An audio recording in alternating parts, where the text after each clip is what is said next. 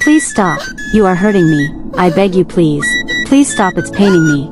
Sarah cried as Mr. Koko the madman forcefully made out with her. The morning sun stretched its golden fingers across the sleepy village, heralding a new day. Sarah adjusted her well-worn school uniform, her fingers trembling slightly as she tied her headscarf. Today marked the beginning of her journey in senior secondary school, a step toward her dreams, but also a venture into the unknown. Her widowed mother, weary from years of hard labor, stood at the doorway, her face a mixture of pride and sorrow. "Be careful, Sarah," she said, her voice heavy with unspoken fears. Sarah nodded, clutching her books tightly. She knew how much her mother had sacrificed to keep her in school, even if it meant sending her to a less reputable institution in a neighboring community. The path to the school was a narrow, winding dirt road lined with bushes and scattered trees. It was a route Sarah had never taken before, and she felt a mixture of apprehension and excitement. However, her mood darkened as she approached a familiar figure at the edge of the road. Mr. Koko, the infamous madman of the community, sat cross-legged near a makeshift shelter of discarded plastic and rusted metal. His presence was unmistakable. The clang of his tin can echoed as he struck it rhythmically, producing the hollow Koko sound that had earned him his nickname. Sarah's steps faltered, her heart racing. She had heard countless tales of his erratic behavior. He was known to chase those who ignored his begging and hug those who gave him alms, much to their discomfort. Many avoided him entirely, fearing his unpredictable violence. Sarah hesitated but pressed on. She clutched a small note of naira in her palm, a token she had decided to give to keep him at bay. As she approached, Mr. Koko's eyes lit up, and he began to dance, his tin can clanging in rhythm with his movements. "Ah, small madam," he exclaimed, his voice a blend of gravel and mirth. Sarah extended the note cautiously. Mr. Koko took it with a delighted cackle and reached out as if to hug her. She stepped back quickly, her heart pounding, but he merely laughed and shook her hand vigorously. "Good girl. Good girl," he chanted before settling back into his spot. Relieved, Sarah hurried on her way, his laughter fading behind her. The school was bustling when she arrived. Students clustered in groups, chatting and laughing. Sarah felt a pang of isolation as she realized she knew no one. Most of the students had progressed together from the junior secondary level, their bonds already firmly established. Sarah's timid attempts to join conversations were met with polite indifference or outright dismissal. By the end of the day, she felt like an outsider in a sea of familiarity. Days turned into weeks, and Sarah's sense of isolation deepened. Her classmates rarely included her in their activities, and she found solace only in her studies. Yet even her academic efforts drew ridicule. When she struggled to answer a question in class, laughter would ripple through the room, leaving her cheeks burning with shame.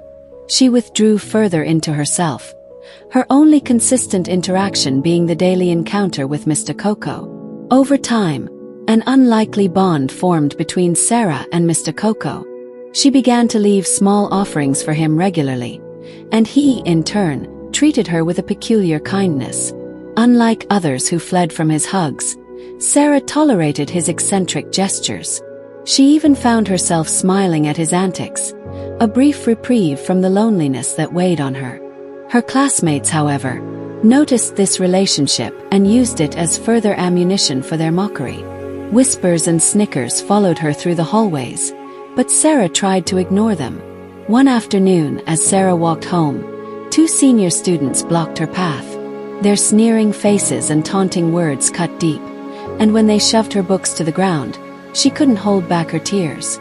The humiliation lingered long after they left, and by the time she reached Mr. Koko's spot, her face was streaked with sorrow. He noticed immediately, his usually jovial demeanor shifting to concern. "Who do this?" he demanded, his voice low and menacing. Sarah hesitated, then recounted the incident in halting words. She wasn't sure why she confided in him, but the words spilled out as if he were a trusted friend. Mr. Koko's expression darkened, and he clenched his tin can tightly. "Go home," he instructed, his tone leaving no room for argument. "I go handle am." Sarah obeyed, her steps hurried and unsure. Later that evening, the story spread through the school like wildfire. Mr. Koko had attacked one of the seniors, leaving him bruised and battered.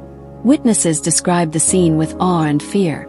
Mr. Koko had leaped out of nowhere, shouting and singing as he delivered blows. "Touch my Sarah, I do you Koko," he bellowed, his voice echoing with feral intensity.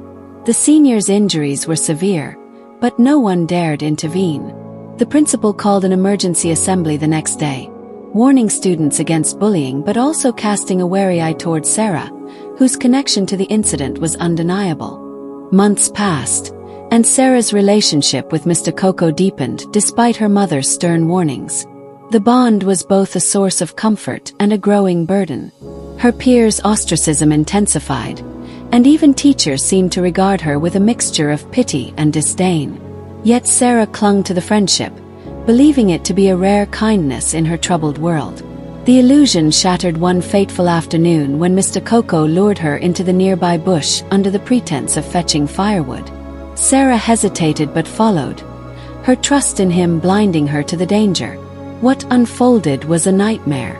Mr. Koko's demeanor turned sinister, and he overpowered her and despite her screams and struggles. The betrayal cut deeper than the physical pain, leaving Sarah shattered and numb. When she finally escaped, her world had irrevocably changed. Her return home was met with disbelief and blame. Her mother's harsh words pierced her already broken heart, and the whispers of the community grew louder.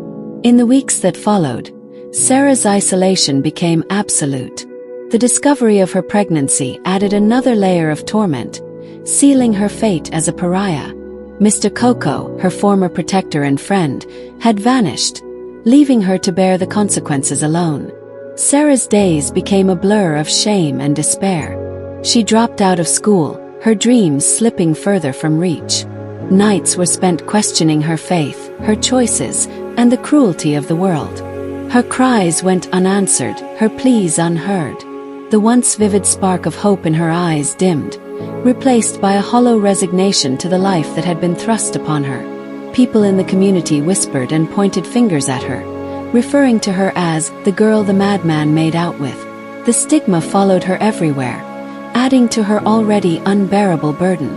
Neighbors no longer greeted her warmly as they once did.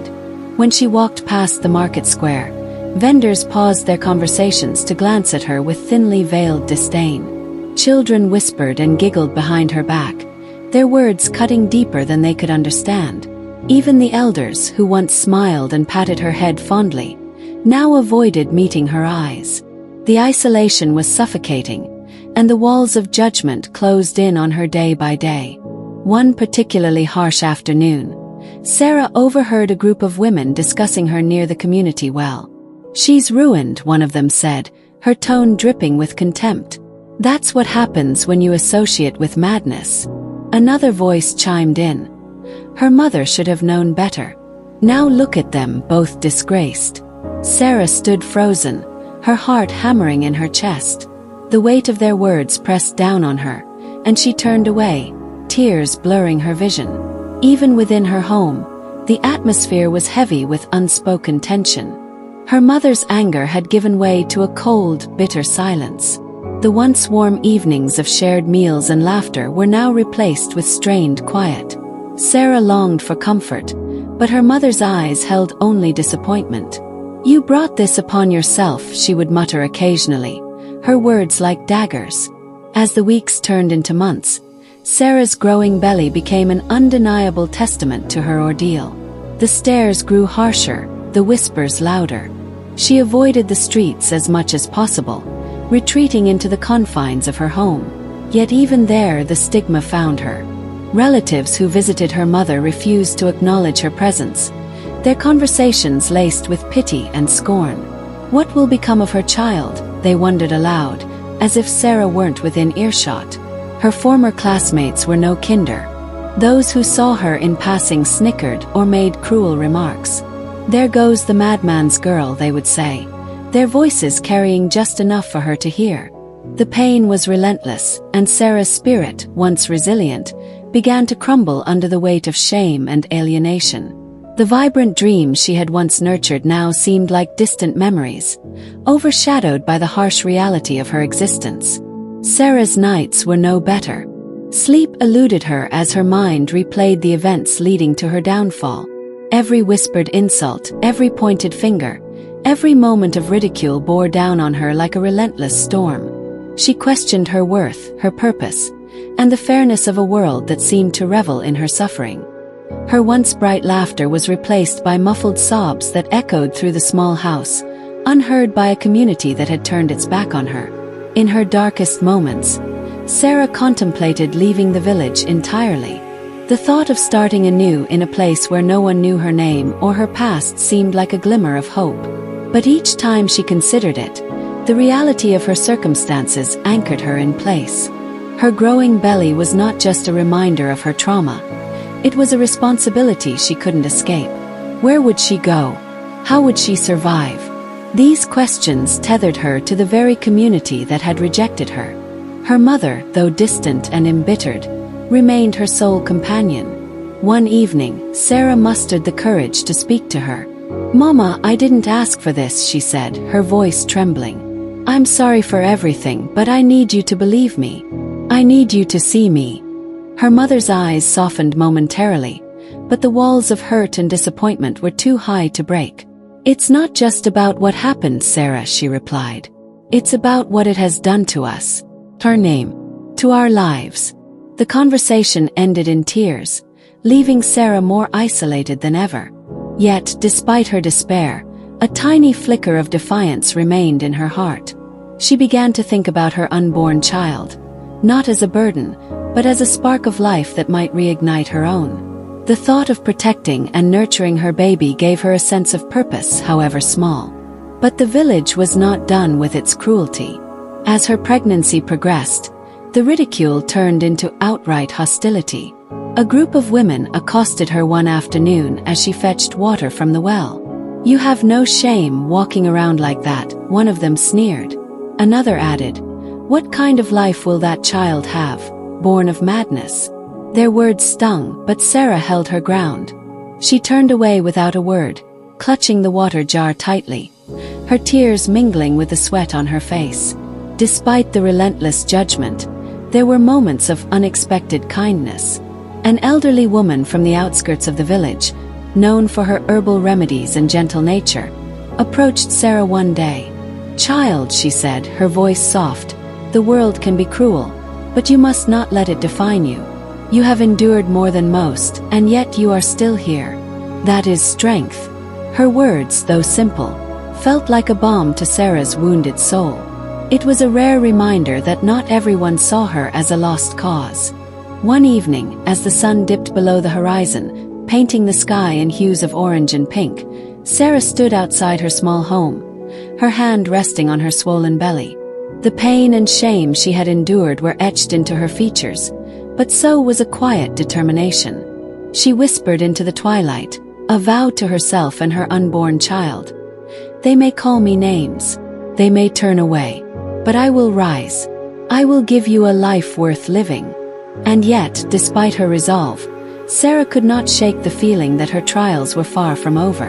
The weight of her past, the uncertainty of her future, and the whispers of the village hung over her like a storm cloud. She had no idea what lay ahead, but one thing was certain: her story was far from finished. What she had endured was only the beginning. The unknown loomed before her, vast and uncharted, promising both danger and possibility. The shame of her assault weighed heavily on her, but even heavier was the realization that the child growing inside her would forever be a reminder of that horrific night. As her pregnancy progressed, Sarah withdrew further from the world around her. Villagers whispered as she walked by, their gazes sharp with judgment. Some of the women who had once shared laughs with her at the stream now avoided her entirely. The men looked at her with disgust, as though she had willingly chosen this fate. But no one knew the truth, and those who might have guessed didn't care enough to ask. Her mother, Martha, was her only source of comfort. Though she was devastated by what had happened, Martha refused to abandon her daughter. She believed Sarah's innocence, and her protective instincts overpowered the shame she felt whenever she met the eyes of the gossiping villagers. Martha worked tirelessly to support Sarah, fetching water, tending to their farm, and cooking hearty meals to ensure her daughter remained healthy. The months dragged on, and Sarah's belly grew round and heavy. Each kick from within was a mix of joy and sorrow. She longed for the day her child would be born, hoping that somehow the village might forgive her once they saw the innocent baby she carried. But deep down, she knew forgiveness wouldn't come easily. The night of her labor arrived with a heavy storm. The wind howled through the trees, and rain battered the roof of their small hut. Martha sat by Sarah's side, holding her hand as she cried out in pain. After hours of struggle, the cries of not one but two babies filled the air. Sarah had given birth to twins, 2 boys. At first, there was a moment of quiet awe as Martha held the babies. But when she brought them closer to the dim light of their oil lamp, her heart sank. The boys were beautiful, but their faces bore a striking resemblance to Mr. Koko. Their eyes were wide and deep, their features sharp, and their expressions, even as newborns, carried a shadow of the man who had brought so much pain to Sarah. Martha said nothing to Sarah about the resemblance, but the truth was evident.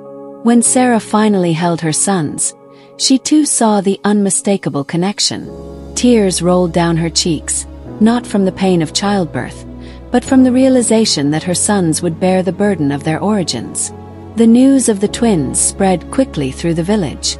Instead of joy, their arrival brought renewed whispers and accusations.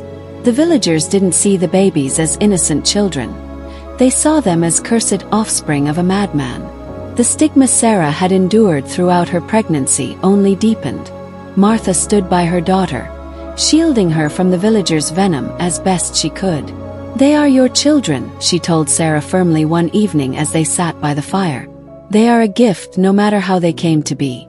You must protect them, Sarah." Sarah nodded, her heart heavy with both love for her sons and fear for their future. Years passed, and Sarah's twins grew into lively boys. Despite the villagers' disdain, the boys were strong and intelligent. They played in the fields, chased each other through the tall grass, and filled the hut with laughter. But their resemblance to Mr. Koko made them the target of cruel remarks and superstitions. The twins' presence seemed to bring misfortune, or so the villagers claimed. If a farmer's crops failed or a goat went missing, it was blamed on Sarah's children. People began to avoid her completely, crossing to the other side of the road when she passed by. Martha, now growing older, tried to shield Sarah and her grandsons from the villagers' hostility, but it became harder with each passing year. Despite the isolation, Sarah remained strong for her boys. She worked tirelessly, earning just enough to provide food and clothing for her small family. When the twins turned 5, something unexpected happened. A man came to their hut, asking for Sarah's hand in marriage. His name was Jacob, and he was a widower who had heard of Sarah's beauty despite the village's cruel gossip. He assured her that he didn't believe in the superstitions surrounding her children and promised to take care of her. Reluctantly, Sarah agreed. Her mother was hesitant but hoped that the marriage would bring Sarah some measure of peace. The wedding was simple, attended only by a few villagers who came more out of curiosity than support. That night, Sarah prepared herself to begin a new chapter. But the peace was short-lived. As the night deepened and Sarah and Jacob lay together in their hut, a loud hissing sound filled the room. Sarah froze as a massive snake slithered out from the shadows. Its body was thick and dark, its eyes glowing like embers in the dim light. Before either of them could react, the snake lunged at Jacob. By the time Martha and a few villagers arrived, Jacob was dead, his body limp and cold. The snake was gone, leaving no trace except the lifeless man it had claimed. The villagers were horrified but not entirely surprised. To them, this was proof of the curse they had long whispered about. Sarah was blamed for Jacob's death, though she was as much a victim as he was. Suitors came again, and each time, Sarah hesitated but eventually agreed, hoping that perhaps the curse would spare the next man. But the snake returned every time, claiming each husband on their wedding night. After the fifth death, the village could no longer ignore what was happening. A secret meeting was held in the dead of night. The families of the deceased demanded action, insisting that Sarah and her children be banished. Martha begged the council to reconsider. She pleaded with them, reminding them of Sarah's innocence and the pain she had already endured. But her words fell on deaf ears. The villagers were consumed by fear and anger, and they saw no other solution. The next morning, Sarah was told she had to leave. Tears streamed down her face as she packed what little she could carry. Her sons clung to her, confused and frightened. Martha walked with her daughter to the edge of the village, her heart breaking with every step. As they reached the border, Sarah turned to her mother one last time. "I don't know where I'll go," she whispered, her voice trembling. "But I will survive. For them." Martha embraced her daughter and grandsons, sobbing as she let them go. Sarah walked down the lonely road, her children holding tightly to her hands. The path stretched endlessly before her, lined with dense trees that cast long shadows. The sound of the village faded behind her, replaced by the rustling of leaves and the distant cries of birds. Her tears fell freely as she walked, but she didn't stop. For her sons, she would face whatever lay ahead. She had been cast out, but she was determined to find a place where they could live in peace, far from the curse that had haunted her life. And so, Sarah's journey into the unknown began, with the weight of her past pressing heavily on her shoulders and the uncertain future stretching before her. The family of Mr. Koko, whose real name was Daniel, had always been a powerful and wealthy household. His father, Honorable David, was a prominent figure in the State House of Assembly, known for his influence and affluence.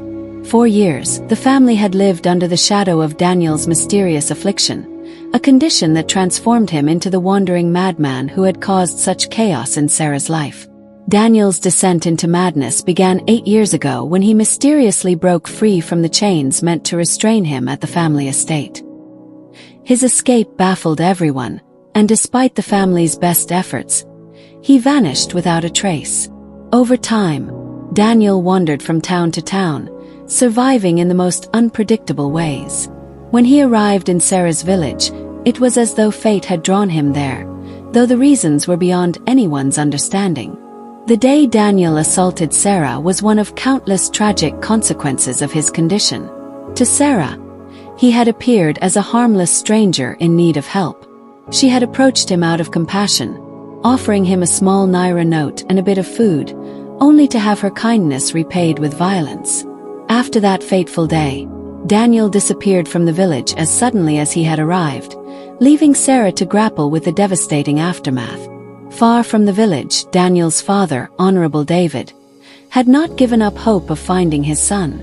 When word reached him that a man fitting Daniel's description had been spotted at a market in a nearby town, he wasted no time. A team was assembled, and a carefully orchestrated plan was set in motion to capture him.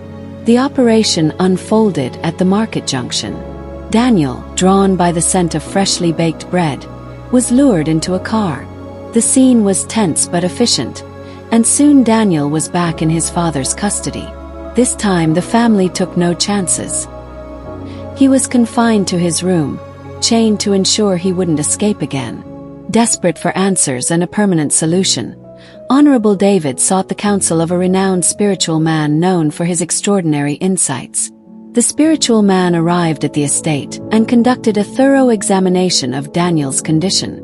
After hours of rituals and chants, he delivered an ominous revelation. "There is a vow," the spiritual man intoned, his voice heavy with significance. "A vow made 155 years ago. My love, although our communities don't typically marry within each other, our union today marks a new beginning. I make a vow that our children, or their descendants, will one day marry and strengthen our bond. If they fail to do so, they will face the consequences of breaking this promise." It binds him to a girl from a Mambala kingdom. Until the vow is fulfilled, his madness will never be cured. And she, wherever she is, will never know peace. Honorable David was stunned. He had never heard of such a vow or its connection to his son. The spiritual man continued, explaining that Daniel's affliction was not a natural illness but the result of an ancestral promise that had been broken. The girl, the spiritual man said, must be found. She holds the key to his healing. Without her, his sanity will slip away completely, and her own suffering will continue until the end of her days. Daniel, now lucid for the first time in years, listened in disbelief. He demanded to know more about the vow and its connection to his life. But the spiritual man was cryptic, refusing to divulge further details. I cannot see more, he said. The answers lie in Amambala Kingdom. Go there, find the girl, and the truth will be revealed. Though Daniel had regained his senses, the spiritual man warned that his condition was fragile. He must not enter into any romantic relationships or form attachments with other women until the vow was fulfilled. Doing so, the spiritual man warned, would not only cause Daniel's madness to return but also condemn the girl to unending misery. Honorable David, determined to save his son, began preparations for the journey to Amambala. But neither he nor Daniel had any idea that the girl they sought was Sarah, the woman Daniel in his madness had already wronged. Daniel's transformation was nothing short of remarkable. With his once disheveled appearance now replaced by clean clothes, a sharp haircut, and a restored sense of composure, he looked every bit the wealthy son of Honorable David. His father ensured that Daniel was fully prepared for the journey, providing him with a car and a security guard for his protection. However, the spiritual man's instructions were clear. David must not accompany him. This journey, Daniel was told, was his to undertake alone, for only he could unravel the mysteries of the vow and its connection to the girl in Amambala. The morning of the journey arrived, and Daniel set out with a mixture of nervousness and determination. The lush green landscape soon gave way to the familiar terrain of Amambala village, a place that felt strangely close yet distant in his mind. When they finally reached the heart of the village, Daniel parked his car near the market square and stepped out. His arrival caused an immediate stir. Villagers stopped in their tracks, whispering and pointing in his direction. Despite his polished appearance, they recognized him. "That's him," a woman murmured, clutching her child close. "It's Mr. Koko." The murmurs turned into a growing buzz, and within minutes, word had spread through the village like wildfire. The man who had once roamed their streets in madness had returned, though now he looked strikingly different. Children were hurried inside homes, and market stalls closed hastily as the villagers scattered. Daniel stood amidst the chaos, overwhelmed by the reactions of the people. Everything around him felt oddly familiar, like fragments of a forgotten dream, yet he couldn't piece it together. His head spun with confusion and questions. What had he done here? Why did they fear him? Amidst the fleeing crowd, an elderly man stood firm, his weathered face set with a mixture of curiosity and wariness. Daniel approached him, sensing that this man might have the answers he desperately sought. "Good afternoon, sir," Daniel said, his voice steady but tinged with hesitation. "I am here looking for someone. A girl. I was told I would find her in Amambala." The elderly man squinted at him, as if trying to reconcile the polished man before him with the memory of the madman the village once knew. After a long pause, he gestured for Daniel to sit on a nearby wooden bench. "You don't recognize this place, do you?" the man asked, his tone heavy with meaning. Daniel shook his head. "It feels familiar, but I can't remember. Please help me. I need to find the girl tied to a vow made long ago. It's the only way to understand what's happening to me." The man sighed deeply, leaning on his walking stick. "You don't just look like the man we called Mr. Koko. You are him." Daniel's breath caught. "What?" The man nodded solemnly. "Years ago, you wandered into this village. You were not yourself. You lived like a madman, roaming our streets and causing chaos wherever you went. We feared you, but we also pitied you. Then one day you did something unforgivable. You assaulted a young girl named Sarah. She was kind, compassionate, and only trying to help you. Instead, you destroyed her life. Daniel's chest tightened as the man's words sank in. Where is she now? He asked urgently. The man's expression grew darker. Sarah's life has been one of tragedy ever since. After you left, she discovered she was pregnant with your children, twins. The stigma of what happened never left her. People whispered, they judged, and they ostracized her. But that wasn't the worst of it. When she came of age, suitors began to seek her hand in marriage. Yet every man who married her died on the night of their wedding. A curse, they called it. Daniel's heart pounded as he listened. He could barely comprehend the weight of what the man was saying. And where is Sarah now? He demanded. The old man sighed heavily, his shoulders slumping under the weight of the memory. She was banished from the village after the fifth man died. The council decided she was cursed and had to leave. Her mother, Martha, pleaded for mercy, but it was no use. Martha couldn't bear the loss. She died of heartbreak a few months later. The world seemed to tilt beneath Daniel's feet. His mind raced, the pieces of the puzzle beginning to fall into place. Could Sarah be the girl the spiritual man had spoken of? Was she the key to the vow? And was the suffering she endured tied to his past actions? Do you know where she went after she was banished? Daniel asked, his voice trembling. The old man shook his head. No one knows for certain. She left with her twins, and that was the last we heard of her. Some say she wandered into the forest, while others believe she found refuge in another village. But wherever she is, she has suffered more than anyone should ever have to. Daniel sat in silence, his thoughts churning with guilt and determination. The realization that his madness had brought so much pain to an innocent woman was almost too much to bear. But he knew one thing for certain. He had to find Sarah. The vow, the curse, and her suffering were all connected, and he was determined to set things right. He stood abruptly, thanking the old man for his time. As he climbed back into his car, the villagers continued to watch him from a distance, their whispers following him like ghosts. Where are we going now, sir? The security guard asked cautiously. Daniel gripped the steering wheel, his jaw set with resolve. We're going to find Sarah. No matter how long it takes, no matter where she is, I need to find her. With that, the car rumbled to life, and Daniel drove away from the village, his heart heavy with guilt and the weight of his mission.